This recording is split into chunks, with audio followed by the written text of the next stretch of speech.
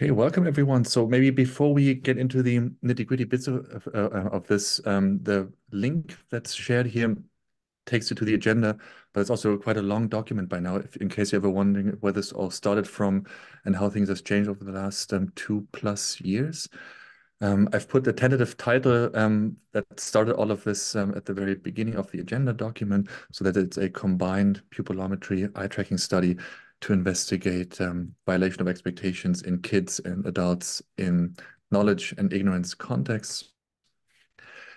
I would suggest that I just very briefly say something about the pre-registration and the thoughts that went into it. It will be super brief. And then I'd like to give the floor to you, Julia, to maybe walk us through the multiverse idea as well.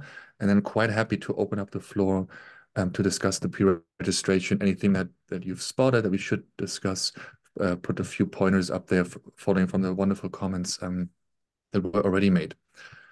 And then discuss next steps as a second big goal of today's meeting. So just very, very briefly, the pre-registration so is essentially a consequence of a year-long discussion. It's trying to find a balance between staying so true to the initial idea, which was very much focused on pupillometry, but also taking on board all these new ideas that were presented in the sort of subsequent years. So if it's a bit messy, if it's a bit unclear, very happy to change, and there might very well be things that could be a bit clearer articulated. I'm also never quite sure what the right level of detail is, so very happy to change and adjust anything that you think would be important. The main thing I would want out of this meeting today is a sort of autobahn, as it were, toward the end of June to finalize the pre-registration, to get it out there, get it sealed and stamped, so that we can start working on the actual data. I think one of the biggest changes has been to really improve the analysis approach. So owing everything to Julia's initiative of suggesting a multiverse approach that takes into account various, in various ways, possible researcher degrees of freedom. And since that might be the newest addition since the last time we spoke in this context, I thought maybe Julia wanted to say a few words about the approach and what we might want to discuss in today's session, if you don't mind. Of course, thank you very much for this. So basically, the multiverse will allow us to weight how much the preprocessing steps impact the results. So the main aim of implementing a multiverse approach to those data is to get not only an information of significance, this is just as we usually do, but also an index of robustness of data, in the sense that we can, in a way, estimate how much the results are there, no matter which slightly different way of preprocessing data we implement. So in order to do so, I together with Robert and Marlena, we simulated a dataset based on the descriptives of the actual dataset from Many Babies 2. And so we are building the multiverse script in R that I will wrap. I mean, as soon as I will have the access to the GitHub page, I will upload there. So all the progress track changes will be tracked. Yeah, so far we have, let's say, 4 degrees of freedom. So the filtering part, so filtering and not filtering extreme values, then the baseline correction. Yeah, the baseline correction, we will have 3 possible baseline correction before the resolution, the 5 seconds before and after, yeah, up to 500 milliseconds after the resolution of the beer. And then we will have, compare the estimates from linear and nonlinear modeling of pupillometry. When I say linear, I mean the classical results that we saw in the majority of pupillometry study, that is basically an ANOVA plus a random structure.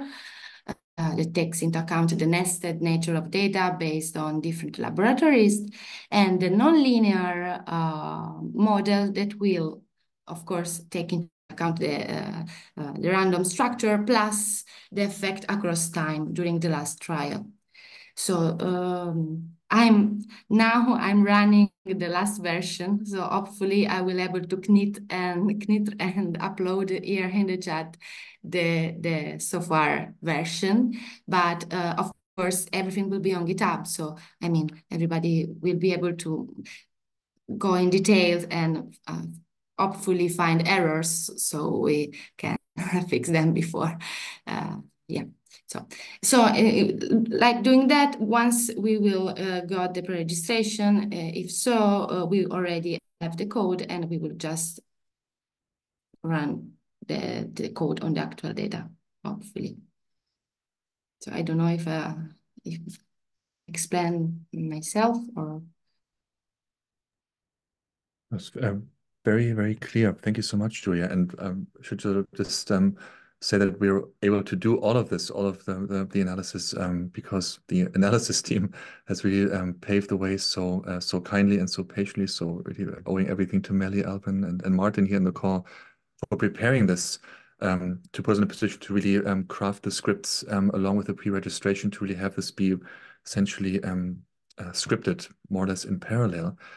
So maybe just to move on to the next agenda point, are there any questions, concerns, or suggestions that any of you have regarding the pre-registration as it is currently? Maybe we could work through those one by one.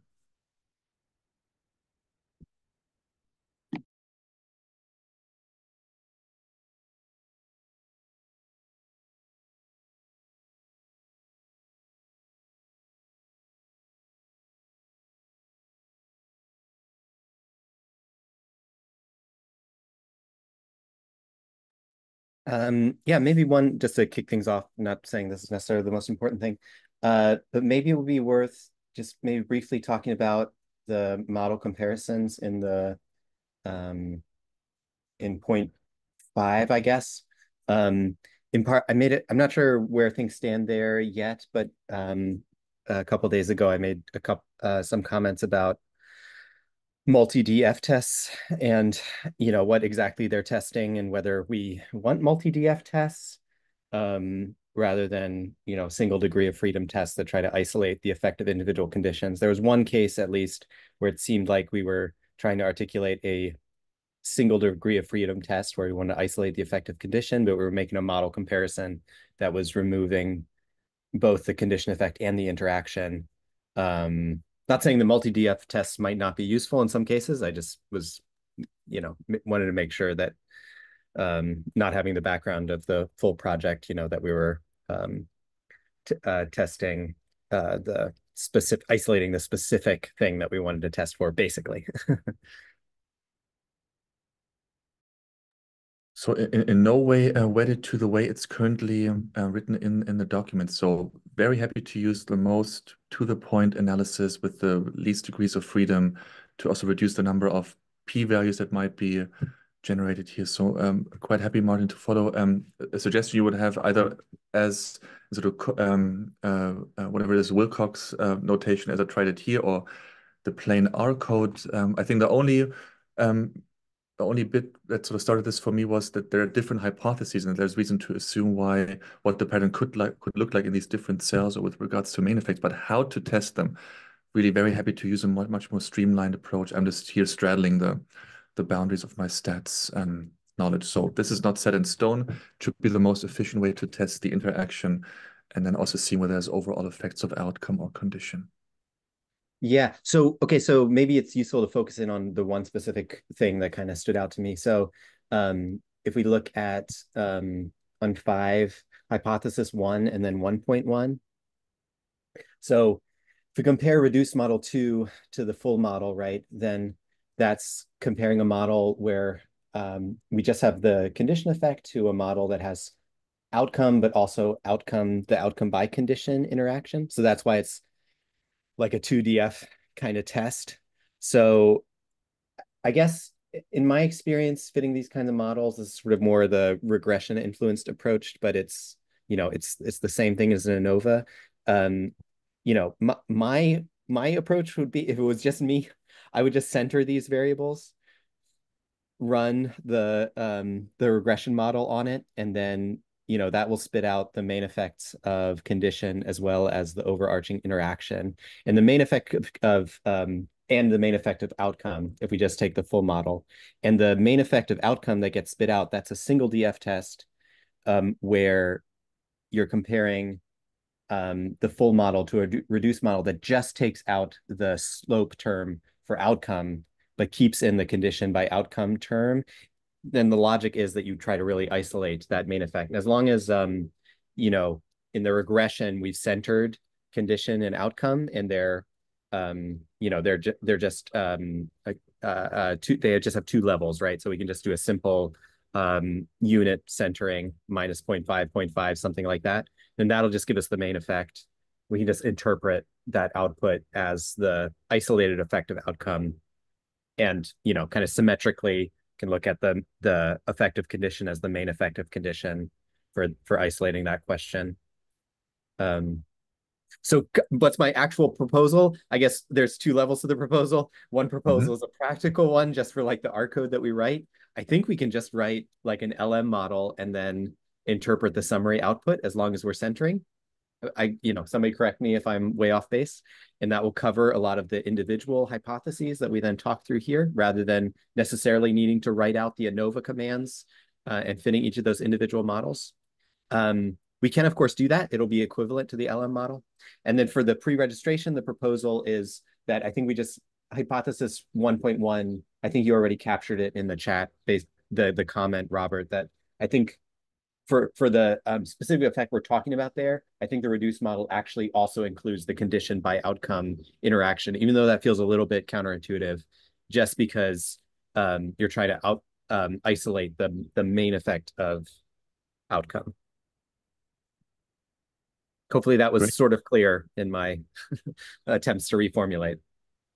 Absolutely. How about if I just, in terms of the way the hypotheses are spelled out, answer that bit that I had added in the chat, and then at the bottom we'll say that in the actual R bits, it'll essentially be just one model fitted. I'd be quite happy for you to add those bits if you don't mind, Martin, so that I don't misspell it. But I totally get your point. It's one equation, and the results of that summary output will allow us to interpret the main effects and interaction effects without having to fit all these other models. So I'm very happy to streamline this. Thank you for explaining it.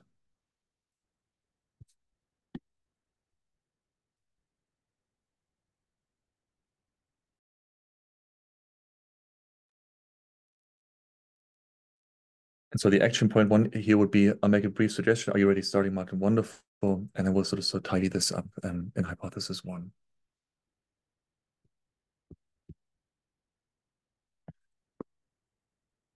Great. Any other suggestions or questions or comments on the pre-registration?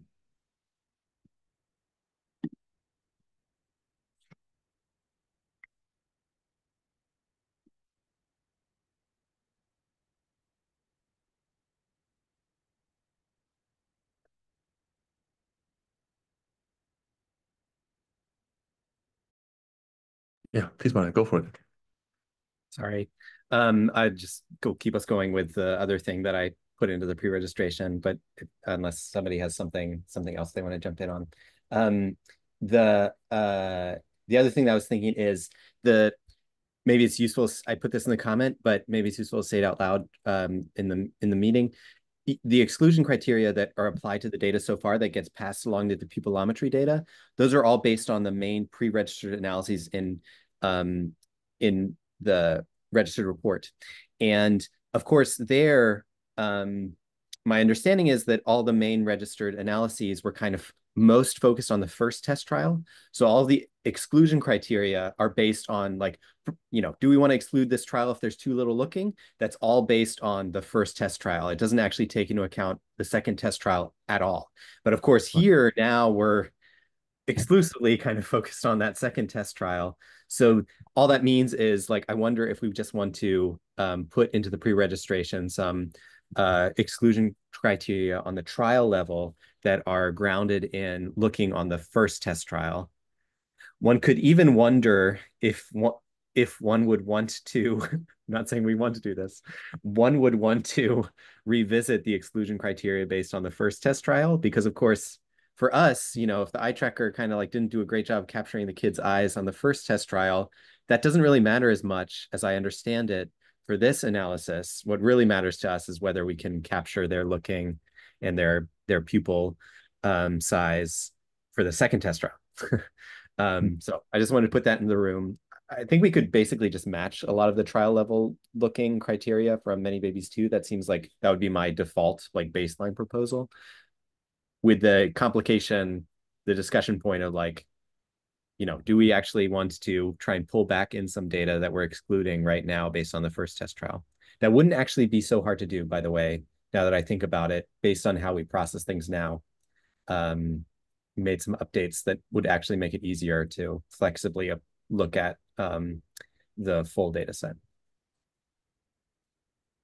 I just follow up with the questions, because I was also wondering from what your sense was from having looked at the data for both test trials. Is it theoretically relevant to essentially have to look at the two test trials together, so that the criteria have to be met on the first test trial and the second test trial for the anticipation phase, and then those are the cases that we then analyze for the spin-off bit?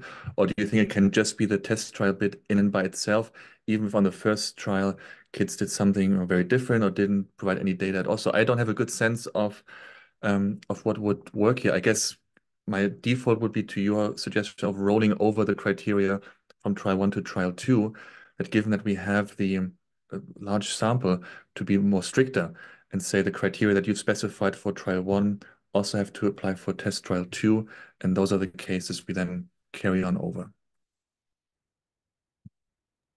I'll just respond quickly. I think that logic makes sense. I mean, we have the big data set, so it feels like the strongest, you know, the strictest test of the hypothesis, using as a default to just carry over the Many Babies 2 criteria, because then that reduces the chance, I suppose, correct me if I'm wrong, but that might reduce the chance that somebody could then be like, well, you know, if you don't apply this exclusion criterion to the first test trial, now you're mixing together some participants who, you know, maybe weren't as attentive during that first test trial.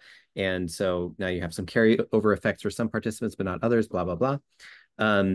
Use that as the like the main pre-register analysis. And then I like Alvin's idea of, you know, we can then play around with those criteria, right? Like how much does the result actually depend on excluding one, applying one criterion than another? We can expand Julia's multiverse analysis by another factor. Why not? That's fun. And, you know, once it's set up, you know, pretty straightforward to do. What do you think, Julia, of sort of tackling this bull by the horns and including another node for this? As soon as we add nodes, I'm happy. No, yeah, I think that it's a great idea and fits a lot with also with the logic of this approach in this study. So I don't see problems to do this. So we'll have another node before the before the statistic analysis, including excluding based on all criteria on trial 1 and all criteria just on trial 2, if I understood correctly. So, okay, I will implement that. And just to follow up on this point, but just to make sure that I'm tracking this too, sorry if I'm being dumb, but you raised the point too that the exclusion criteria are based on the anticipatory window. And, you know, help me think about, so which parts of the window are we most interested now in the pupillometry analysis? Am I right that it's actually the post-anticipatory period where now like you're seeing the outcome, how are you responding to that outcome? So we now have this, and how much of that window are we really going to be looking at? Like how many seconds post anticipation? So there's two answers to your question. So this window of highest interest is 5 seconds. That's the way I believe Ilona had sort of designed this from bare exits to bare stops. But then with the multiverse approach, so Julia has recommended to take the entire time window that follows on from this. And that actually one of the nodes in the multiverse at that forking path, as it were, or one of the levels of that node, whatever the right wording is, will look at averaging in that time window and that being the dependent measure. And the other versions is taking all the following samples until the very end of the video to look at this. But it's those 5 seconds that are the most crucial that will drive the effect, even if the effect might show a bit later in the video, which we'll be able to capture with the multiverse approach. So then, of course, we don't apply any exclusion criteria to any parts of that window in the previous mini babies too. So we would just want to think about like what kind of criteria, like how much looking do we want to have during that window? One default thing that we could just do is we have this at least 50%, data during that window. So you can have at most, missing data on half of that window on a given trial for it still to be included. We could just apply that same criterion or something. I mean, this, of course, becomes less important through the multiverse analysis, but for the main analysis, we could consider some other criterion if that seems like we actually need to be stricter there about the amount of data. I just haven't worked with pupilometry data there before, so I'm not sure how good my intuitions are. But just carrying over the many babies 2 logic would be at least 50%, data during that window. Does that sound reasonable, or would you kind of want to go for something stricter or looser?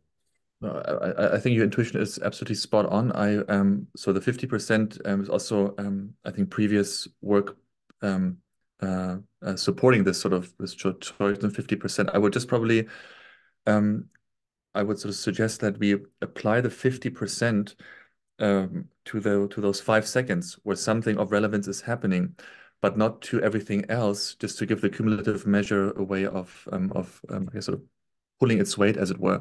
But I think we can use the 50% for the 5 seconds, have this be the case for all 3 nodes, depending on whether we include all data given try 1, standard criteria, all data given both trials, and then has to have for all those 3 nodes the 5 seconds, at least 50% of the data be applied. I don't think that would have to be necessarily its separate multiverse path, just to keep it a bit to the point. But thank you for bringing this up. So this would address the exclusion criteria point that I had made, that if we agree on it being implemented in the multiverse, as you've suggested, 50% for that 5-second window, and then we leave everything else in the video as it is to capture cumulative looking time, I think would be a good way of finalizing the period. So I'm happy to put this in the pre-registration after this meeting. And maybe to just sort of go through the remaining bullet points of this first block. So we would want to include age, right, in the analyses. And question here would be, is age going to be a main effect or a fixed effect that's just part of the model? Is there any reason to, I guess my question is there any reason to use age as more than just a fixed effect in the model? Are there any interactions we would want to include based on what the main analysis showed? I was too fuzzy on what this would look like, so my default suggestion would have been as a main effect, but at least wanted to put it out there as a discussion point, how we want to use age in the spin-off analyses.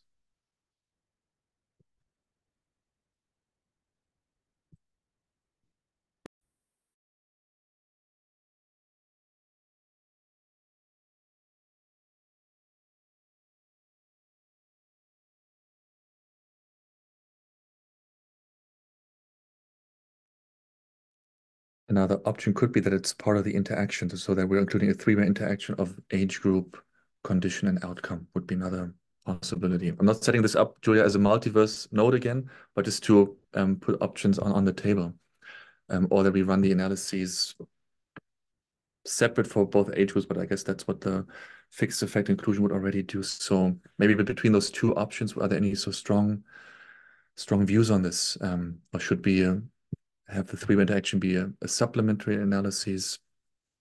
What do you think?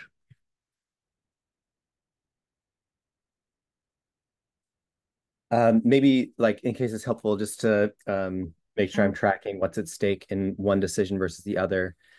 If I'm thinking about it the right way, we just include age as a main effect, no interactions. Basically, that would make sense if what we just want to check is, you know, that age is part of what's generating some noise in the pupil size, and we want to make sure that, you know, we want to have more power for our main question, which is about the condition and condition by outcome interaction. We think that age is going to generate like a lot of noise, and just accounting for that will be an easy way to get more power for the real effects that we care about. That would be the argument for including age if I'm thinking about it as a main effect, if I'm thinking about it the right way. If we have any question about how much does the condition affect or depend on age, then we need to put them in interaction with each other. If we want to ask that question, we would need the interaction. I don't know how much, you know, that question is a focal point in folks thinking about this analysis so far, but just this is sort of for myself, just explaining to myself what's at stake in the question, in case that's helpful for me to say that out loud. So no opinion, just trying to articulate what the kind of underlying rationale would be for one or the other.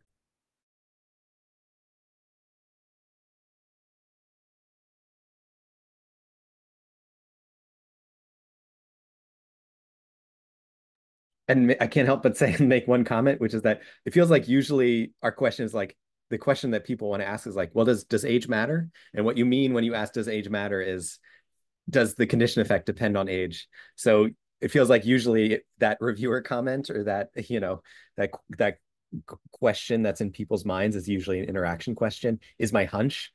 So yeah. But yeah, do you know, well, what I'm actually curious now, how much does pupil like diameter in general, like that signal, how much does that change as a function of age? I imagine it gets noisy, but are there actually like is there larger pupil dilation with age or something? Like, are there any big age main effects like that? I have no idea. I'm really curious. So I would have to go back and look at a study by Kruger and colleagues, and they've published a study on presenting images of animals and then sounds that either match the animal or not. And they actually had several age groups from all the way from 2 years and including an adult sample. I don't know whether they looked at the dilation in and by itself, irrespective of condition effect, but that would be one study that could provide a helpful pointer here. But from hearing you articulate your thoughts, Martin, it sounds to me like it's a three-way interaction that we would want to include because we don't want to lose out on the option of exploring whether age matters. I fully agree. And perhaps the risk of being underpowered for that three-way interaction is offset again by the sample size that we're provided with. So the suggestion would be to include a three-way interaction in the models the way we've specified them, hoping that it doesn't sort of blow up the multiverse nuts and bolts. I think that's sorry. I think that's really right, especially in relation to the main results from the anticipatory looking, because there we do have something that looks like this three-way interaction. So we do find qualitatively different patterns in the kids and the adults. And one argument regarding the anticipatory looking has always been, Renee has made this, for example, is, well, perhaps this is a demanding measure for kids, and you wouldn't see certain types of sensitivities in anticipatory looking that you would see in retrodictive looking and in pupil dilation. And so given that, I think the three-way interaction is exactly what we would want to look at.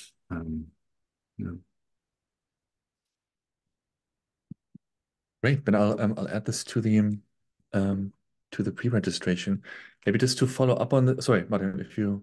No, I was going to follow up. So it sounds like there might be like multiple types of age interactions that we might be interested in now that I think about it more, right? I was actually thinking about just like within toddlers, within that age range, within that subset even, I think in part because that's where we kind of had stuff in the main register analyses. But of course, the big pop out effect in Many Babies Too is this massive age group interaction between the toddlers and the adults. So I don't know, maybe we want to do both. It feels hard to put the toddlers in. Of course, I'd love to do age continuously as much as possible, but it feels like kind of hard to, if we throw the toddlers and the adults all together into that interaction, it's just going to be complete, it's just going to be an age group effect, So I wonder if we do this subset analysis where we just look at the toddlers and have the continuous age there, as well as this overall age group analysis. So sorry, it gets complicated really quick, but I wonder if we actually want both of those. So we could add this as an additional analysis at the very bottom of the preregistration, right? To say we're going to follow up on the main analysis that has a three-way interaction for just the toddlers. I think that's let's do that.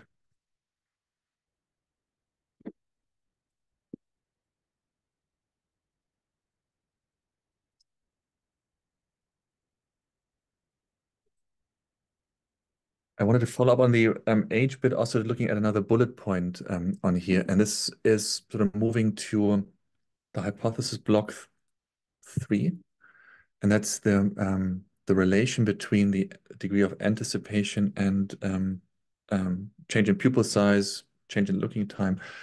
And without going into too much detail about the nature of anticipation, what a good measure might be, maybe we can leave this for just in a second. How would we? So there's two questions I had. One is following from the Wednesday meeting.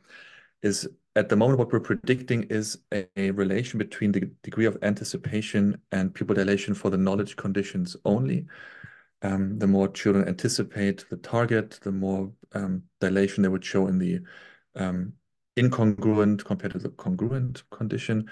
And we said in the ignorance condition, no prediction is made as to what the relation is. And my question is, do we have to revisit this quite short prediction, given that something seems to be going on in the ignorance condition as well? Do we maybe want to include a more well, I guess be agnostic about what we predict in the ignorance condition, or do we need to change anything based on the Wednesday meeting? And I'm looking at another line at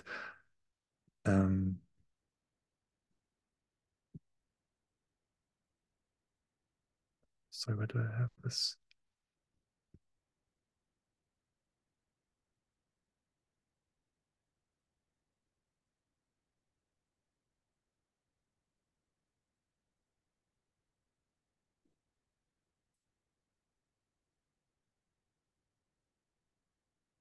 So just before the third bullet point, so at the very end of main question and hypothesis 3, there are no predictions for the two ignorance conditions. I don't know whether you were still happy with this or whether we needed to requalify this at this point.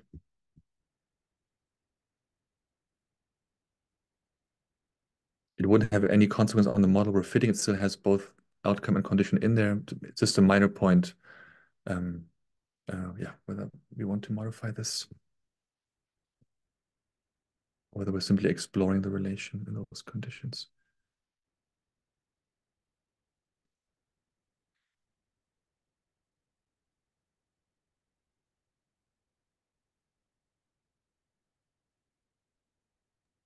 I think that a good idea could be also to write down all these potential models and at a computational level check whether in the simulated data, I mean, we have right convergence and everything, and also maybe consider these outcomes for the final model registration, Okay,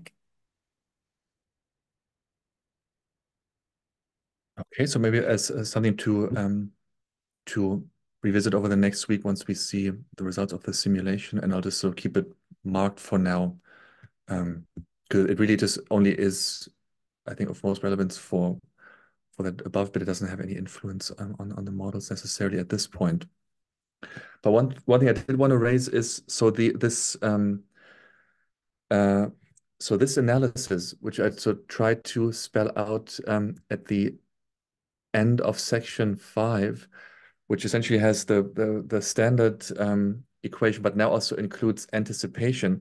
The way it's put in currently is that it has a three-way interaction of outcome, condition, and degree of anticipation. To acknowledge that within the 4 cells, there could be a different relation between degree of anticipation and pupil dilation. And with age, this would now become a 4-way interaction. And I'll be happy with that.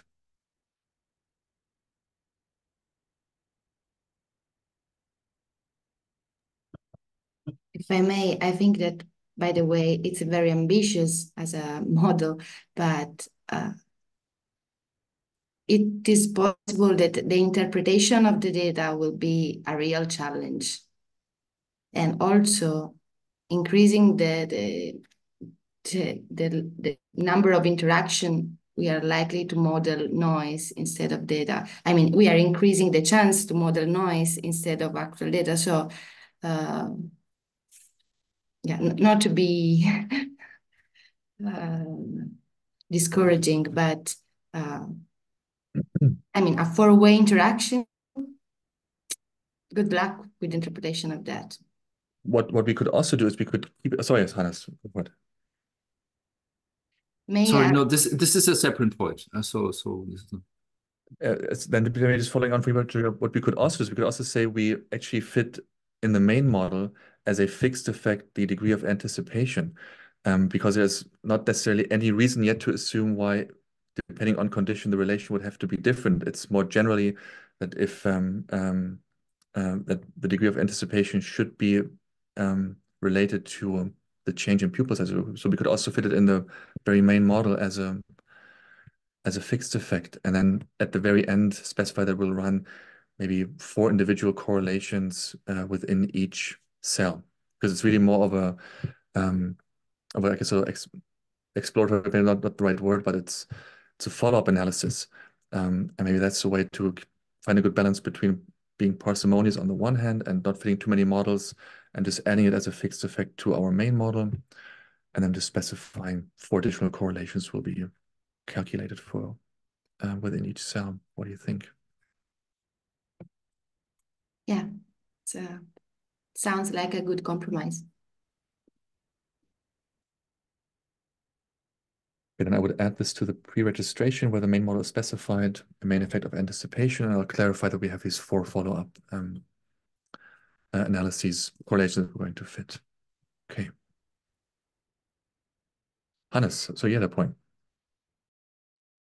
Yeah, so just regarding the question of predictions or exploratory questions regarding the ignorance conditions. So again, given the results from the anticipatory looking and the bizarre findings from the ignorance conditions with the toddlers. So one of the questions conceptually, I think, is what's going on. I mean, are they anticipating in the ignorance condition, or are they looking somewhere for some other reasons? So I think the most interesting question with the violation of expectation, the looking time, and the pupil dilation would then be: do we see different relations between the anticipatory looking, call it anticipatory looking, and the VOE and pupil dilation in both conditions, such that perhaps what looks like anticipation in the ignorance condition isn't really anticipation, which would reveal itself in them being less surprised and so on and so forth in the ignorance condition.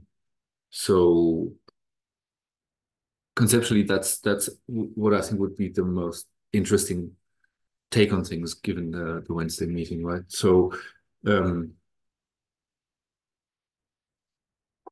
so it's not so much a prediction. I mean, the sentence there are no predictions for the ignorance conditions, I think would still hold, but there would be some exploratory questions regarding the ignorance conditions, I guess. Does that make sense? Absolutely. I'll try and rephrase this in the pre-registration currently. If you want to take maybe some point next week whether you agree with the wording, but I see the point that Yes. Yeah. we're explaining where we're coming from with wanting to essentially justify the individual analyses within each cell because the relation could be different for ignorance compared to knowledge, depending on whether it's resolved incongruently or congruently. Yeah. Yeah.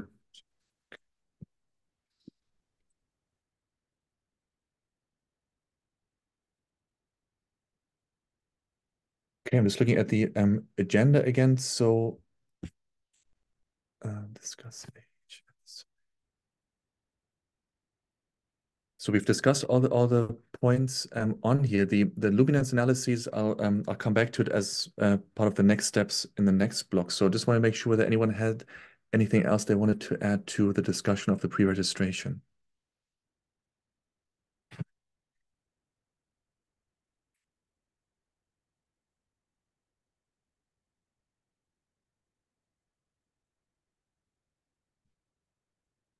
Then to move on to the, I guess, still part of pre-registration, the second block on dependent measures. So just to remind ourselves that there are three measures we're collecting: the anticipation, the pupil dilation, and the cumulative looking time. On pupil dilation, I think everything is sort of on track. One of the things that might require a bit more double checking is the data from the Eiling systems, and we've started a conversation with colleagues to better understand how we can use those data, because the values outputted for pupil size are not as directly interpretable as it were as for Toby's system. So that's one thing I just wanted to flag as we're working on this, but it may not be something that we necessarily have to put in the pre-registration because this is more of a process issue. With regards to cumulative looking time, here it would be great to have the input from colleagues who have worked with this in terms of, are we going to create the brutal average of those? It's a 30-second window, so it's just, so as the bear exits, 5 seconds until it stops, plus 30 seconds until the video stops. And do we want to include the entire 30 seconds? Do we only want to include the first 12 or 18 seconds because it's more a better choice? So I think that's the last bit that's missing, is a decision as to how long the looking time analysis would have to be. I don't know whether anyone had a strong opinion about this, or if there is someone you think we should email to just ask them to take a closer look at this.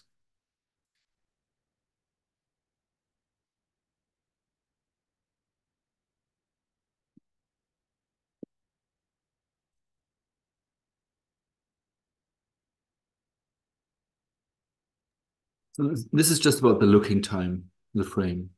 Yeah. I mean, asking Renee would be, I guess,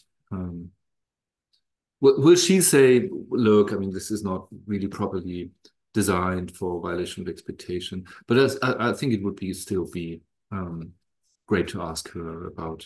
She probably opt for the infant controlled, so looking time until they look away for a certain 2 seconds or whatever. But still, I think it would be good to ask her, and perhaps Gago, or people who worked a lot with violation of expectation. How about I write them both with you to see, and just seek their advice on this. Okay. Yeah. And then transitioning to the degree of anticipation. So the basic question is, do we want to specify what kind of measure we're using as quantifying anticipation? So is it going to be proportion of looking to the target AOI and the time window specified as part of the main analysis? Should it be something different? Should we not specify at all at this stage, but just say a measure of anticipation? So the default here is currently to roll over what we saw in, or roll over the measure that was illustrated in the Wednesday meeting, which to my understanding was proportion of looking time at the target AOI in that window from 0 to 1, or from 0 to 100. Are there any thoughts on how to tackle this?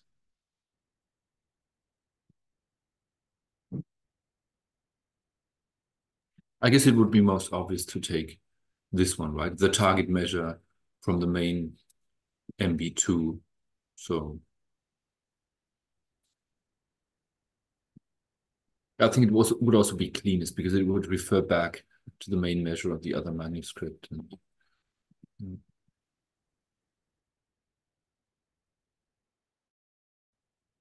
Okay, then let's go with that. Then now really sort of any sort of final questions on the pre-registration before we move to next steps. So I was a bit hasty earlier. Was there anything anyone wants to get off their chest with regards to the pre-registration?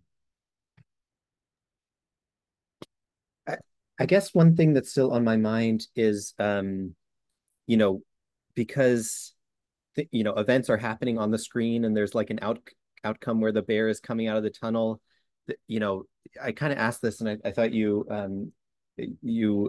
answered my question already very helpfully, but I guess I'm still like, it's still kind of bouncing around in my brain, this question of, we'd sort of expect some kind of pupil changes just by virtue of the changes in luminance that are happening just in this bottom-up way, based on the stimuli. How do we think through, possible confounds between condition that are due to just, these kind of luminance changes? What strategies do we have to kind of try and address that upfront? And I just have not thought about pupillometry data before, so I'm sort of aware that it's something to worry about, but I don't feel like I don't have the fluency and kind of thinking that through. So I wonder if it would be useful to just, dwell on that question for a minute, but not if it's just for me and for helping me understand. No, very happy to. So I think the danger is more that we'll sit here until tomorrow morning if once I get started on talking about luminance issues. So I'll just say a very few brief things.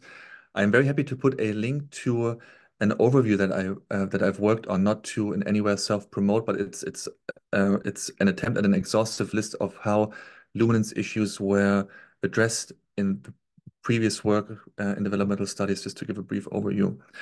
Happy to put a link in the document. With regards to the stimuli as they currently are, what we would be saying for this 5-second window is that as children follow the gaze of that bear from the tunnel to this box, are there any condition differences within those 5 seconds? And one first straightforward way would be to plot a heat map, to be quite honest, and just see, is there an obvious different pattern in those 5 seconds as to where kids shift their gaze? Would be one step that's also been done in the past. Another step would be to then determine what the luminance was of the image itself. So there are equations, for example, that Jackson and Suwa in their 2009 paper put forward, that where you can use the RGB values of individual pixels and transform them in some type of luminance measure, and then just double check whether the pixels in that area were descriptively very different in that value compared to the other area would be very descriptive. More hands-on approach would be to include the XY coordinates or the main fixation for that chart in those 5 seconds as a covariate in an additional model. Other colleagues would say, look, as long as you baseline correct and as long as the test phase isn't too long, baseline correction addresses many of the luminance concerns, especially the overall luminance. So those would be my 3 sort of quick thoughts on this, also following from your comment from yesterday. But I think to really address it exhaustively, I think we should somewhere in the pre-registration specify that we're going to look into this systematically. None of the approaches that have been done so far in the past stand out to me as that's the one thing we have to do unless we here think it's important. So we have free range in saying we're going to do this and this and this to double check whether there's any concern of gaze patterns, fixation on pupil dilation. So it's basically our call to make. And it's also something that I think a separate sub-task force should look at as next steps to sort of basically visualize children's gaze pattern and to come up with suggestions of what additional models we could run. So maybe not very, very helpful to your question, but I guess what I'm suggesting is maybe over the next week, see in the document what we want to specify as this has to be done to control for luminance. I would personally be quite happy with the baseline correction of sorts as an initial step, and knowing that the window is quite small, and then registering additional analyses that would look at various influences of luminance. There's just so many options. I wouldn't know which one to go for, but we also have, for example, we have this luminance questionnaire, which I guess I think about a fourth or third, right? Heidi provided data on that. We could see whether the judgment of colleagues, whether the room overall is dark or bright, did that have an influence? Could be a categorical fixed effect and additional model. We have that pupil calibration at the very beginning of the study that went from white to a black background. We could use the extent to which pupil size changes as a covariate in it. So there's many options. Maybe we just sort of list them at the end of the pre-registration to make sure that we're looking into this. But I'm not terribly worried about this at this point, other than it needs to be looked at systematically. Happy for other colleagues to have a different opinion, of course.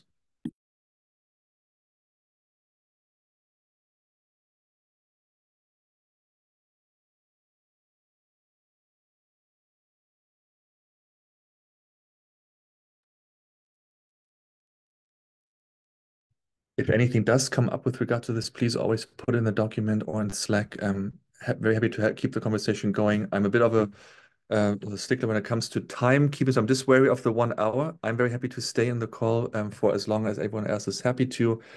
But I do want to at least get to the next steps bit, which would involve me writing an email next week again to all MB2, just pointing out the deadlines. And I think June 30th should be the hard deadline for finalizing the pre-registration and getting this at least off our chests and out there. And then just mirroring essentially what the analysis team did so wonderfully over the last several months is to try and adopt this approach of over the next 3 months, having a series of sprints of tackling individual bits of what needs to be done next. And I think it would be really nice if this were done in a way where some of us would be happy leading this little task force, and then others who are really interested in finding out more join in and maybe pick up some tasks as you did divvying up tasks in the main analysis bit. So in that table at the very bottom of this, I've just outlined a few things that we'll have to look into, and they can more or less also start independently from one another. So I've provided a brief description. I won't read it out here in detail again, but I guess the way one could approach this is to say over July, August, and September, we'll try and find a date that works for most of those who've registered an interest in being part of this task force. And on that day, every week, we all sort of update one another. Maybe there's a standing Zoom time where we provide an update to one another and then work on these bits and pieces in the sort of remainder of the week. And I've just sort of spelled out a few things in the table. So I guess my question here would be, does the overall approach make sense? And are there bits that are missing of things you think we should be adding and looking into as part of this?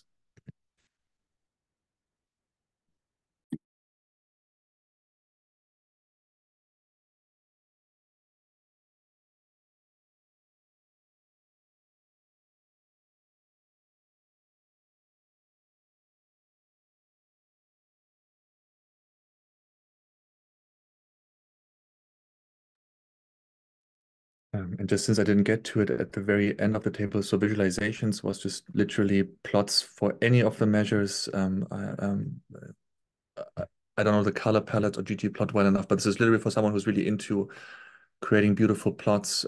That's what I had in mind for this. And mini reviews would be for anything that has happened in the last 2 years, maybe also preprints that are relevant for us to refer to decide to take on board if colleagues are keen in providing something here or reading up on this, or maybe taking a closer look at the ICAS posters and talks in Glasgow.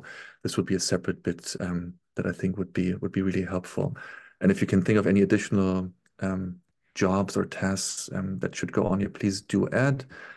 Those are just all that I could think of. And yeah, I guess so the next step would be for us to let this percolate and give another week for everyone to pitch in and chip in, and I'll make the changes we've discussed to yeah, to sort of finalize the pre-registration in 9 days.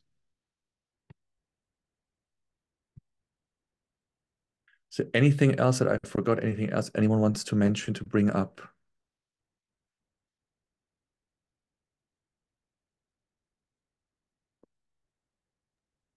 Say thanks for the great work. It's been made extremely easy by the analysis team. I can really only, I can't emphasize this enough. Still in awe and a deep appreciation for all this sort of groundwork. So yeah, I am very excited about the next 3 months lying ahead. So I'll be send out an email next week. And since all communication will move to Slack after that, I would sort of make a few suggestions for timings in the Slack channel. But if you're interested in it and are not already on it, please do join the Slack channel on Pupillometry to be part of the next journey. Okay, I'm only left to wishing everyone a good rest of your Friday, great weekend ahead, and we'll be in touch. Thanks so much. Bye, everyone. Great. Take care. Bye-bye.